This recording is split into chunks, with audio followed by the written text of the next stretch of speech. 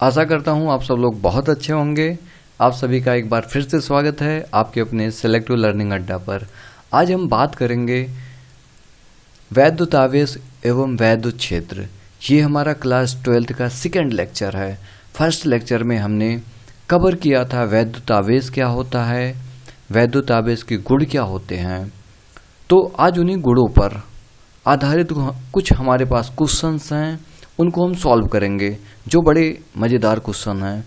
और उसके बाद हम ये पता लगाएंगे भाई आवेश कैसे जनरेट करते हैं, कैसे उत्पन्न करते हैं, वो कौन से मेथड्स होते हैं आवेश उत्पन्न किया जाता है। और उसके बाद हम देखेंगे कूलाम नियम। चलिए स्टार्ट करते हैं वैद्युत आवेश पर कुछ न्यूमेरिकल।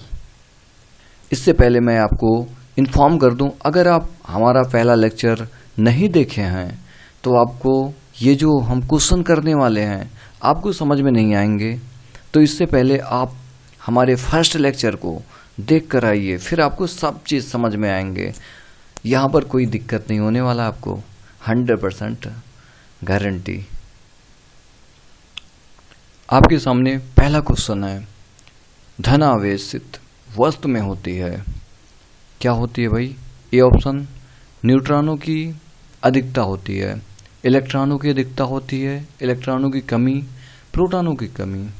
अगर आपको इसमें से आंसर आ रहा है तो चलिए कमेंट करके बताइए इसका आंसर क्या होगा।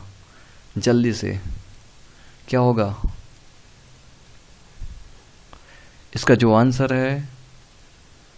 आप समझ सकते हैं कौन सा ऑप्शन हो सकता है अगर आप हमारा पहला लेक्चर ज्वाइन किए होंगे तो देखिए जो धन आवेशित वस्तु होते हैं उसमें इलेक्ट्रॉन की हमेशा क्या होती है? कमी होती है। और जो ऋण आवेशित वस्तु होते हैं उसमें इलेक्ट्रॉन की अधिकता होती है। तो यहाँ पर हमारा जो ऑप्शन है वो आपका सी ऑप्शन है। क्या है? सी ऑप्शन है। आइए आगे देखते हैं, ऋण आवेशित वस्तु में होती है, आपको समझ में आ गया होगा इसका आंसर क्या है? इलेक्ट्रॉन की अधिकता है। क्या है? इलेक्ट्रॉन की अधिकता है। अगर बात करें ए ऑप्शन इलेक्ट्रॉन की कमी, ये आपका किस में शो करता है भाई? धनावेशित वस्तु में। एक चीज ध्यान रखना, जब ऋणावेशित वस्तु पर इलेक्ट्रॉन की अधिकता होती है यानी कि इलेक्ट्रॉन आता है तो इलेक्ट्रॉन का मास होता है, और इलेक्ट्रॉन आने से ऋणावेशित वस्तु का द्रव्यमान बढ़ जाता है, जबकि धनावेशित वस्तु का द्रव्यमान घट जाता है। ध्यान रखना। हमारा थर्ड क्वेश्चन जो है कुछ इसी तरह से है। चलिए बताइए इसका फास्ट आंसर दीजिए मुझे। दो समरूप धातु के गोलों को क्रमशः +Q तथा -Q दिए गए हैं, तो बताइए भाई दोनों गोलों पर के द्रव्यमान बराबर होंगे कि धनावेशित गोले का द्रव्यमान ऋणावेशित गोले के द्रव्यमान से कम होगा, या सी ऑप्शन ऋणावेशित गोले का द्रव्यमान धनावेशित गोले के द्रव्यमान से क्या होगा? कम होगा। डी ऑप्शन उपयुक्त में से कोई नहीं। आप यहाँ पर अच्छे से समझें, दो धातु हैं। क्या हैं? दो धातु हैं भैया, और एक को +Q आवेश दिया जाता है, एक को -Q आवेश दिए जाते हैं।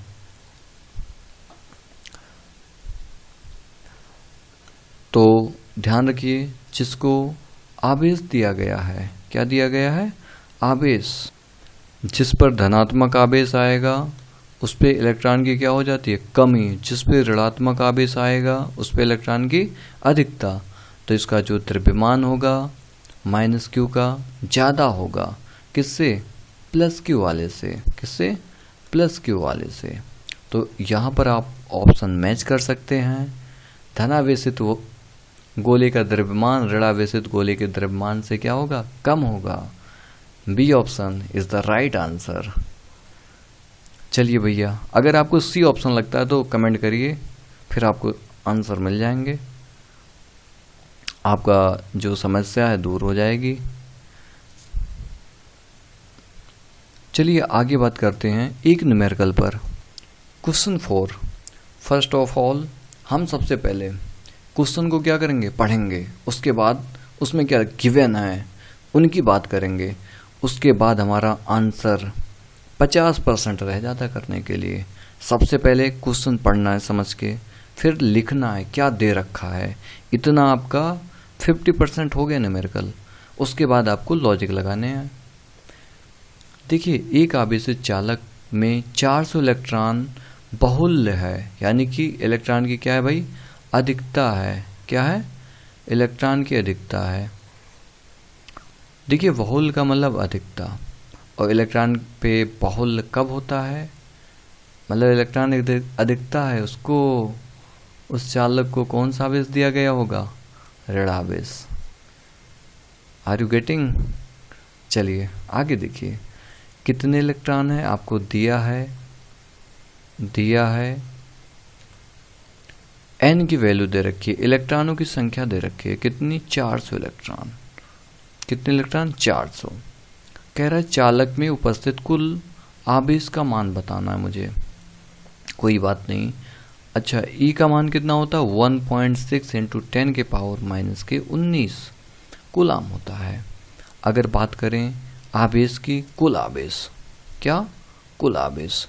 आप जल्दी से बताइए फॉर्मूला क्या होता है, कुल आवेश Q बराबर Ne। क्या, Q बराबर Ne। तो N का मान हमारे पास है 4000 एंड इंटू E का मान कितना है, 1.6 × 10⁻⁻19 कूलाम। अगर हम यहाँ पर 3 जीरो हैं, इसको हम ऐसा लिख सकते हैं 4 × 10 के पावर कितना, 3 जीरो हैं तो पावर 3 इंटू 1.6 × 10⁻⁻19 कूलाम। आप यहाँ पर देखिए, नंबर का इंटू नंबर में कर लेंगे, पावर का मल्टीप्लाई पावर में कर लेंगे। ठीक है, 16 का मल्टीप्लाई 4 में करते हैं तो कितना आएगा, 40, कितना भाई, 64। एक नंबर के बाद हमें क्या लगाना है, पॉइंट लगाना है, 6.4। देखिए, इनका पावर प्लस का है, इनका पावर माइनस है, तो बड़े वाले पावर में से हम छोटे को माइनस कर देंगे। माइनस के कितना बचेगा, 16 कूलाम। ये आपका आंसर है। अभी इसका क्या बताना है मुझे, प्रकृति बतानी है। प्रकृति का मतलब होता है ये ऋणावेश होगा कि धनावेश होगा।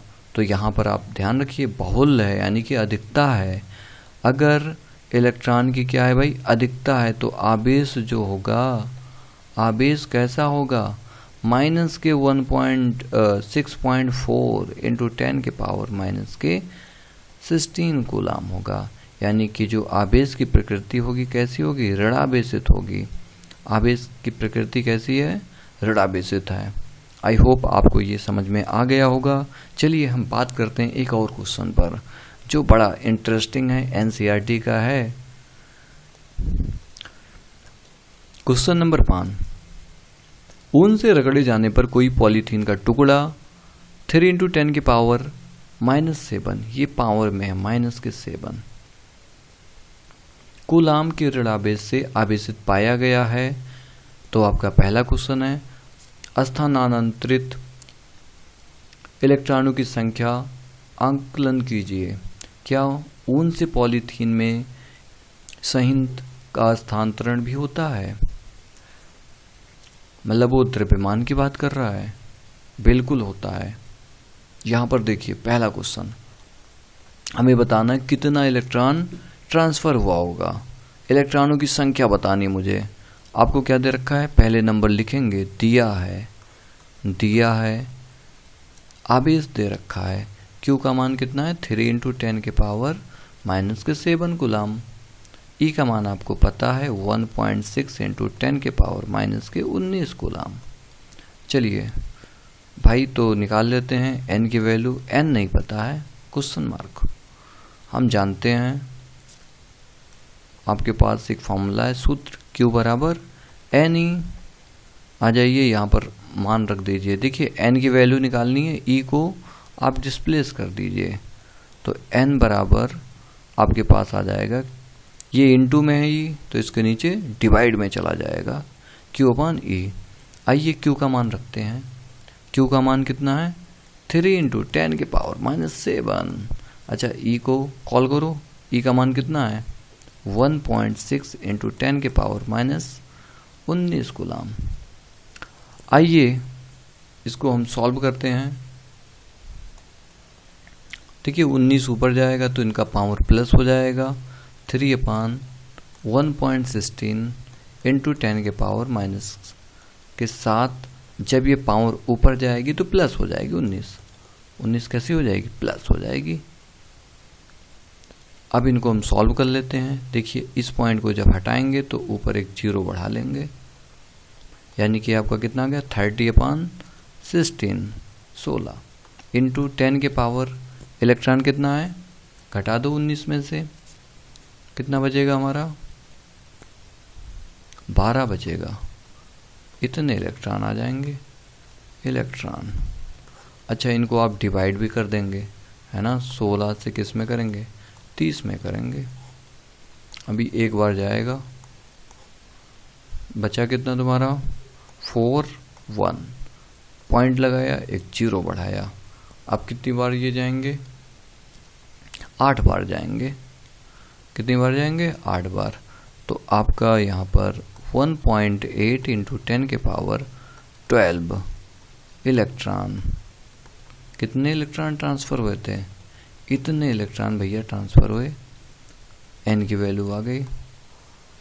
अब देखिए हमारा पहला आंसर आ गया। सेकंड में क्या कह रहा है, क्या ऊन से पॉलीथीन में संयंत्र का स्थानांतरण भी होता है? बिल्कुल होता है। द्रव्यमान की बात कर रहा है। देखिए जब भी आवेश एक जगह से दूसरे जगह जाएंगे तो उसमें इलेक्ट्रॉन होते हैं, इलेक्ट्रॉन का द्रव्यमान होता है, और द्रव्यमान भी एक जगह से दूसरे जगह क्या होंगे स्थानांतरित होंगे। ठीक है, तो इसमें जी हाँ बिल्कुल होगा, एक जगह से दूसरे जगह द्रव्यमान का स्थानांतरण। आइए आगे अब देखते हैं, अपने टॉपिक को कवर करते हैं। आवेश के वो कौन से मेथड्स हैं जिनसे हम आवेश प्रोड्यूस कर सकते हैं। पहला मेथड आपका क्या होता है, घर्षण द्वारा। जब भी आप किसी बॉडी को है ना, एक वस्तु को जब दूसरे वस्तु से आप रगड़ते हो तो उनके मध्य में जो इलेक्ट्रॉन्स होते हैं उनका क्या होता है ट्रांसफ़र होता है। जब ट्रांसफ़र होता है ना तो हम कहते हैं कि भाई जो वस्तुएं होती हैं वो क्या हो गई हैं आवेशित हो गई हैं। ठीक है, और ध्यान रखना घर्षण में हमेशा जब भी इलेक्ट्रॉन आएंगे मतलब एक जगह से दूसरे जगह स्थानांतरित होंगे तो उतना ही धन आवेश एक पर और उतना ही ऋण आवेश दूसरे पर आवेश उत्पन्न हो जाता है। ठीक है, ये किस में होता है घर्षण में होता है। अगर उनका सम कर दिया जाए तो वो खत्म हो जाएंगे। यानी कि ध्यान रखना जब दो वस्तुएं आपस में रगड़ी जाती हैं तो जितना रगड़ा जाएगा धनावेश आएगा, उतना ही आपको क्या मिलने वाला है ऋण आवेश मिलेगा दूसरे वस्तु पर। आप ये ध्यान रखेंगे। आइए समझते हैं ये कैसे आवेश उत्पन्न होता है। आप यहाँ पर देख सकते हैं एक वस्तु हमारा ये है, एक वस्तु हमारा ये है। जब इसको है ना रगड़ा नहीं जाता है तो एक पे मतलब दोनों पे समान प्रकृति के आवेश होते हैं, मतलब न्यूट्रल होता है। क्या होता है न्यूट्रल ऐसा होता है ना, उसमें धनात्मक होते हैं और ऋणात्मक होते हैं, जितने धनात्मक उतने ऋणात्मक।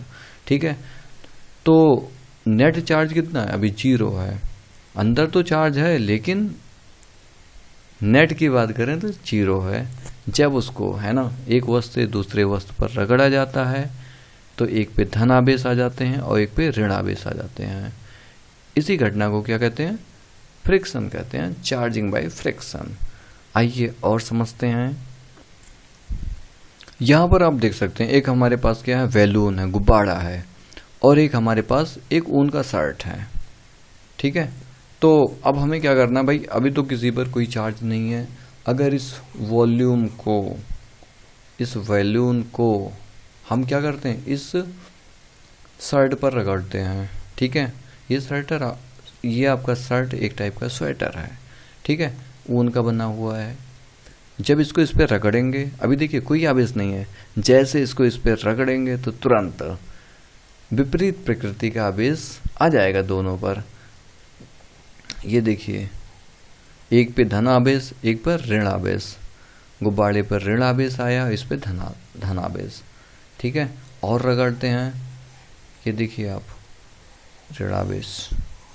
ठीक है, अगर अब इसको हम छोड़ दें बैलून को, ठीक है, तो अब ये अट्रैक्ट होगा, कहेगा सर अब हमारे पास कुछ ऐसा होने लगा है कि हम एक दूसरे की तरफ क्या होते हैं, आकर्षित होते हैं, एक फोर्स लगता है।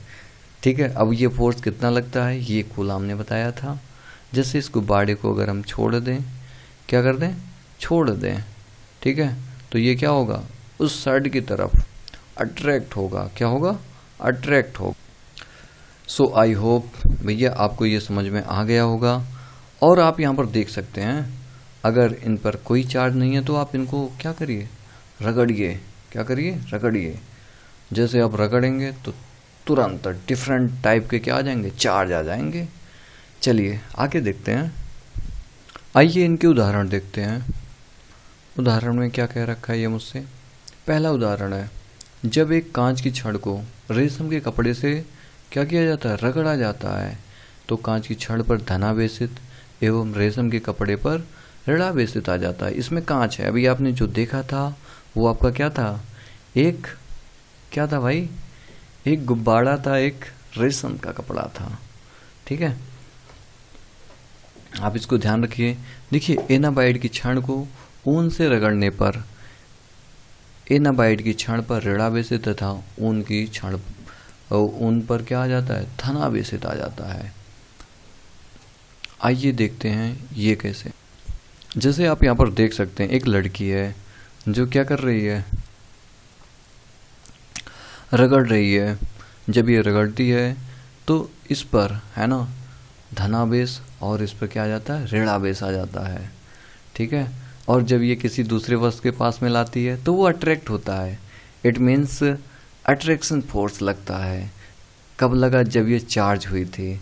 ठीक है, और देखिए आपने एक एक्सपेरिमेंट किया होगा कंघी वाला, है ना, जब आप अपने बाल में क्या करते थे, ऐसे रगड़ते थे कंघी को, फिर बाद में जब आप छोटे छोटे टुकड़ों के पास ले जाते थे तो वो क्या करता था, अट्रैक्ट होता था। भाई याद करो जब हम बचपन में ऐसा कुछ करते रहते थे और स्कूलों में सुनते भी थे, सर ऐसे करने से कुछ ऐसा हो सकता है, कुछ अलग टाइप का मजा आता था।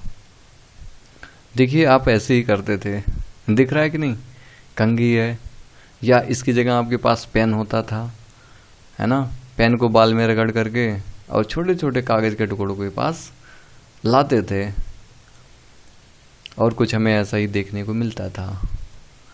चलिए और आगे बात करते हैं, चार्ज को कैसे उत्पन्न कर सकते हैं। आपका सेकंड मेथड है स्थिर वैद्युत प्रेरण द्वारा, बाय इलेक्ट्रोस्टैटिक इंडक्शन।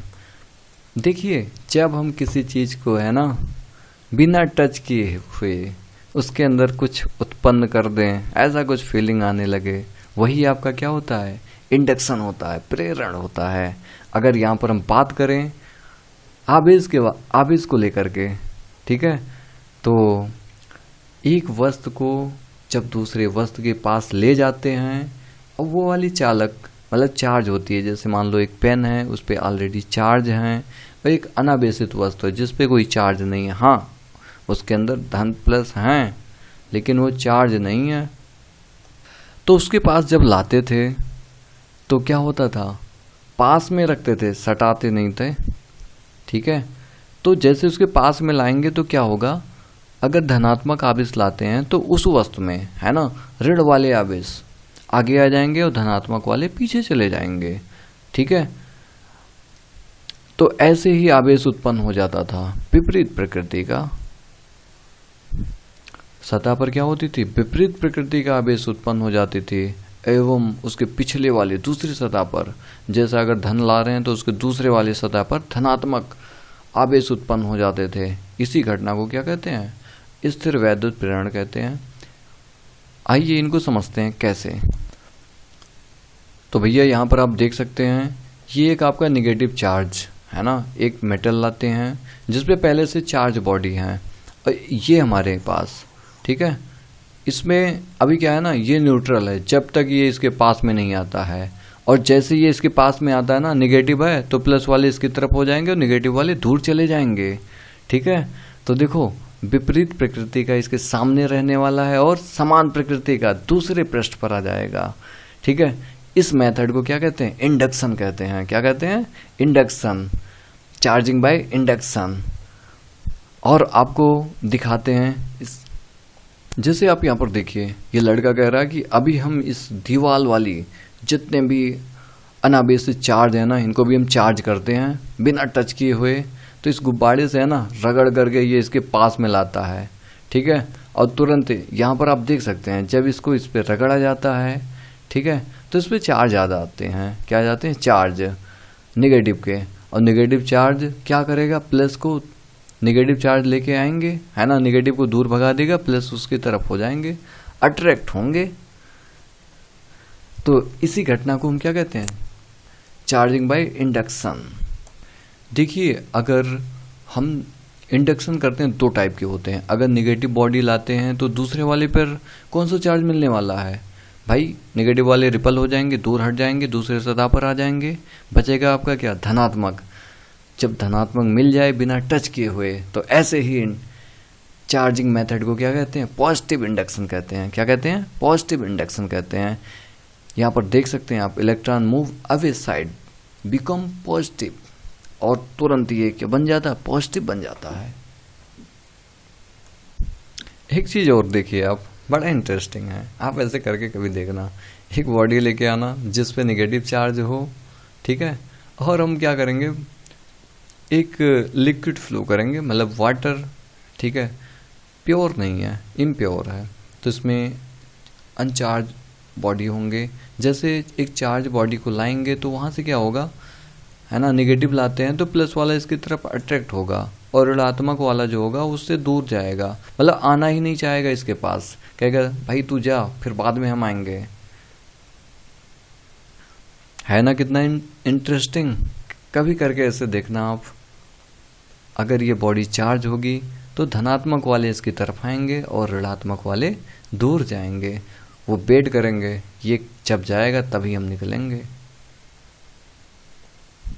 आइए एक एक्सपेरिमेंट समझते हैं, एनसीईआरटी का है। देखिए यहाँ पर एक हमारे पास ऑब्जेक्ट है, ठीक है, ये है ए और बी, दो ऑब्जेक्ट हैं, ये भी पास में सटा के रखे गए हैं।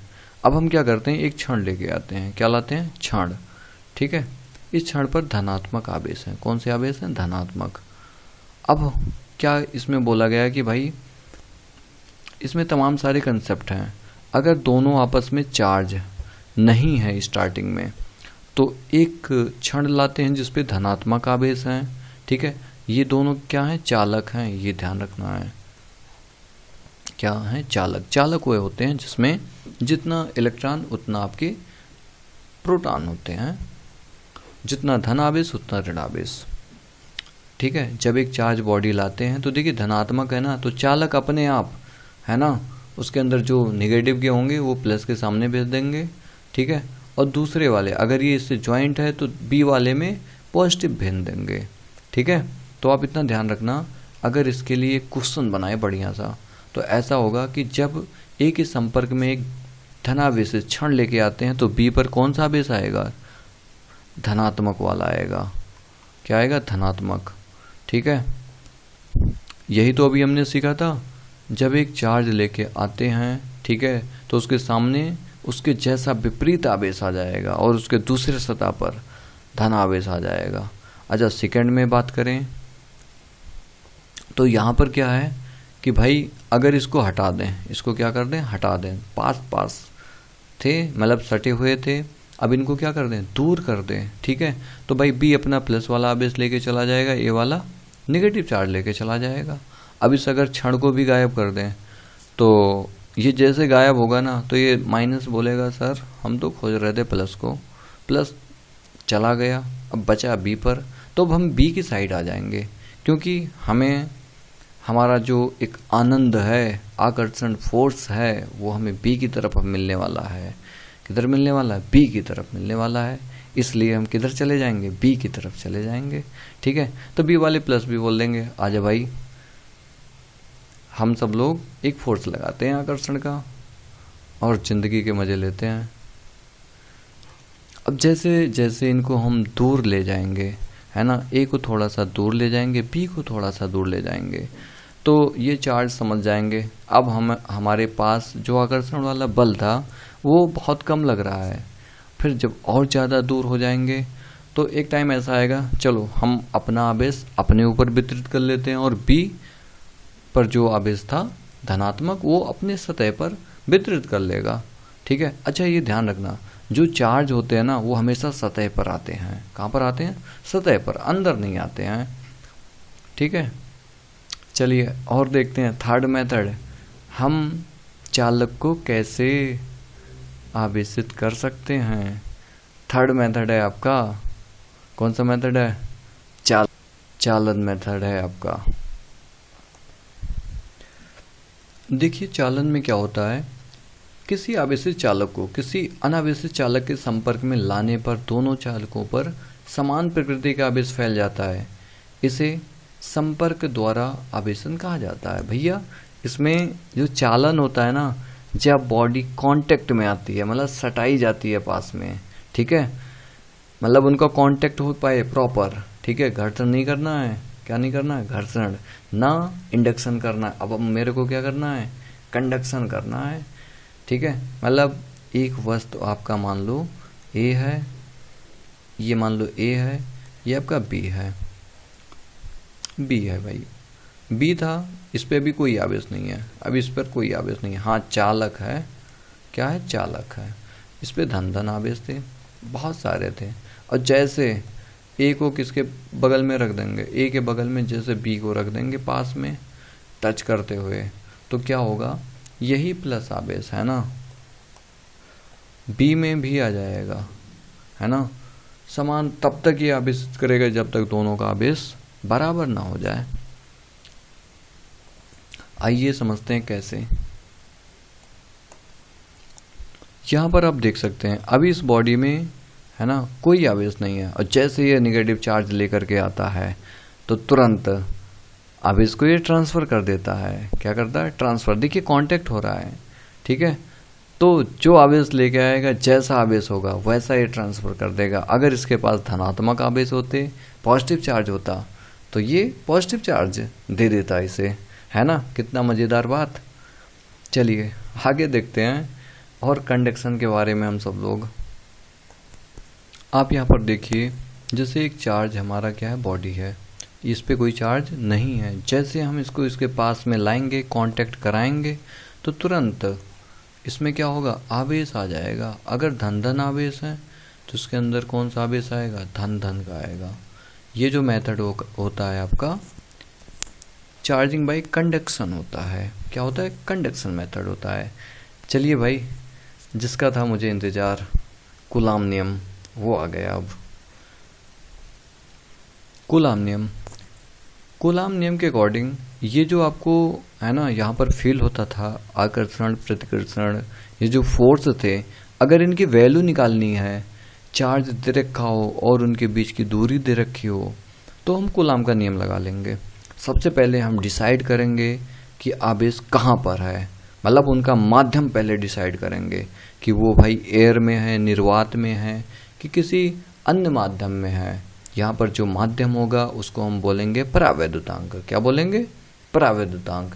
मतलब वो आवेश किस जगह पर रखे हैं, किसके रीजन में रखे हैं। ठीक है। तो मान लो हमारे पास दो आवेश हैं। क्या हैं? दो आवेश हैं, Q1 Q2 हैं। ये कहाँ पर रखे हैं? अभी वायु में रखे हैं या निर्वात में है? कहाँ पर है भाई? वायु में है या निर्वात में है। ठीक है। ये जो हमारा एक्सपेरिमेंट हो रहा है वो कहाँ पर हो रहा है? निर्वात या वायु में। ठीक है। तो मान लो इनके बीच की दूरी कितनी है? r है। तो कूलाम नियम ने बताया था कि अगर कोई दो आवेश है ना कहीं पर भी स्थित हों, Q1 और Q2, ठीक है, तो उन्हीं के मध्य बल लगता है, आकर्षण या प्रतिकर्षण का। ठीक है। अभी अगर हम मान लें दोनों आवेश धन धन आवेश के हैं, ठीक है, तो ध्यान रखना ये जो बल लगेगा हमारा, है ना, Q1 पर जो बल लगा है किसके कारण? ड्यू टू 2, एक पहले पर, है ना, मतलब पहले बिंदु आवेश पर बल दूसरे बिंदु आवेश के कारण। अगर इस पे बात करें, बल आएगा 2 1 है, मतलब 2 पर आवेश किसके कारण, 1 पर। अच्छा, ये जो दिशाएं होंगी ना इसी आर के अनुदिश होंगी, ठीक है। अगर आकर्षित होंगी तो उनकी दिशाएं ऐसी होंगी, इधर होंगी। अगर प्रतिकर्षित हो रही हैं तो उनसे दूर जा रही होंगी। क्या जा रहे, कहाँ पे जा रही होंगी, दूर जा रही होंगी, ठीक है। तो ये कूलाम ने बताया था कि इनके बीच में जो बल लगता है, ठीक है, दोनों आवेश के गुणनफल के अनुक्रमानुपाती होता है। और जो बीच की दूरी होती है, बीच की दूरी यहाँ पर कितनी है, आर, क्या है, आर। तो उस दूरी का आप क्या कर दो, है ना, वर्ग कर दो, उसका व्युत्क्रम ले लो, यानी कि बीच की दूरी के वर्ग के क्या होती है, व्युत्क्रमानुपाती होती है।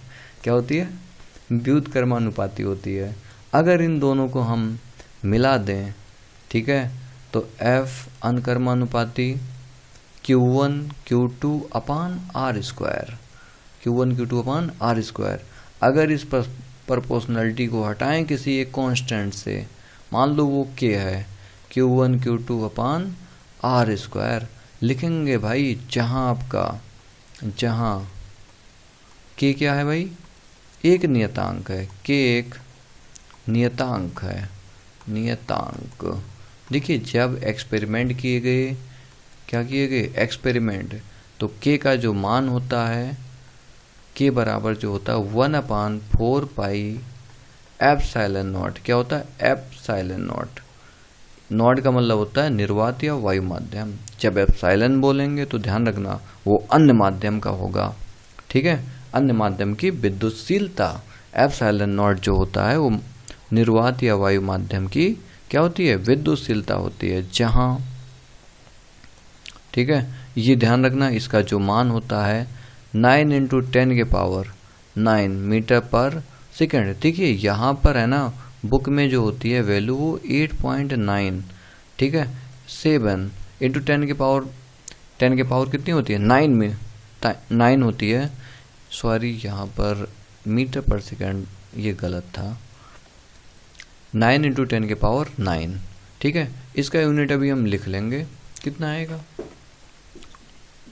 देखिए ये तो आपके क्या हो गए भाई, 9 × 10⁹। अच्छा देखिए एप्सिलॉन नॉट का जो मान होगा, हम वो मान है ना इसका यहाँ से निकाल सकते हैं, तो उसको हम बाद में करेंगे। आइए यहाँ पर बात करते हैं एप्सिलॉन नॉट क्या है। एप्सिलॉन नॉट आपका वायु या निर्वात, वैसे निर्वात पहले लिखना चाहिए, वायु या निर्वात माध्यम की क्या है भाई, विद्युतशीलता है। क्या विद्युतशीलता है, शीलता है। तो ये जो हमारे पास अब बल का जो मान आया है वो कितना है, F बराबर 1/4 pi epsilon not Q1 Q2 upon r square, Q1 Q2 upon r square भाई, ठीक है। इसका हम थोड़ा कलर चेंज कर देते हैं। तो हमें यहाँ पर जो बल का मान मिला है वो कितना मिला है, F बराबर 1/4 pi epsilon not Q1 Q2 upon r square. क्या है, आर स्क्वायर। अगर हम इसके डिफिनीशन की बात करें तो हम यहाँ पर यही बात करेंगे, क्या, यही बात करेंगे, जो आपका बल होता है वो दोनों चार्ज के गुणनफल के अनुक्रमानुपाती होता है। क्या होता है, अनुक्रमानुपाती होता है। यहाँ पर देख सकते हैं कंडीशन क्या डाल दिया है, इस नियम के अनुसार किन्हीं दो स्थित का मतलब स्थिर बिंदु आवेशों एवं उनके बीच कार्यरत आकर्षण या प्रतिकर्षण बल है ना, जो वो बल होता है वो क्या होता है भाई, आगे लिख रखा है इसके, दोनों आवेशों के परिमाण के गुणनफल के क्या होता है, समानुपाती होता है, और इनके बीच की दूरी के वर्ग के व्युत्क्रमानुपाती होता है। और यह बल जो होता है आवेश को मिलाने वाली रेखा की अनुदिश लगता है, किधर लगता है, अनुदिश।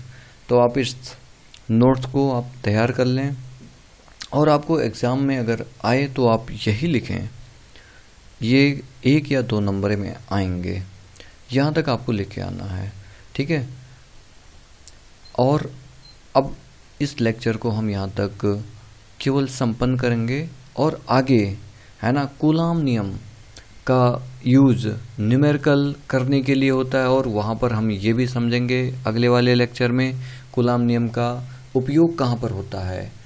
ठीक है जी। और इस पे हम न्यूमेरिकल देखेंगे जो हमारे एग्ज़ाम में आते हैं, या बोर्ड हो गया या हमारा कंपटीशन एग्ज़ाम हो गया। अभी अगले वाले लेक्चर में, ठीक है, अभी इस साल 2020 जनवरी में आए हुए एक क्वेश्चन आईआईटी में आया था, उसको भी हम सॉल्व करेंगे जो बड़ा इंटरेस्टिंग है। लेकिन जब आपको रूल्स पता होंगे कैसे हमें बल को निकालना है तभी हम कर पाएंगे। तो चलिए भैया, आज का हमारा सेशन जो है यहीं तक। आगे मिलेंगे नेक्स्ट वीडियो में जिसमें हम बात करेंगे न्यूमेरिकल पर। सो बच्चों, thank you for the watching this video.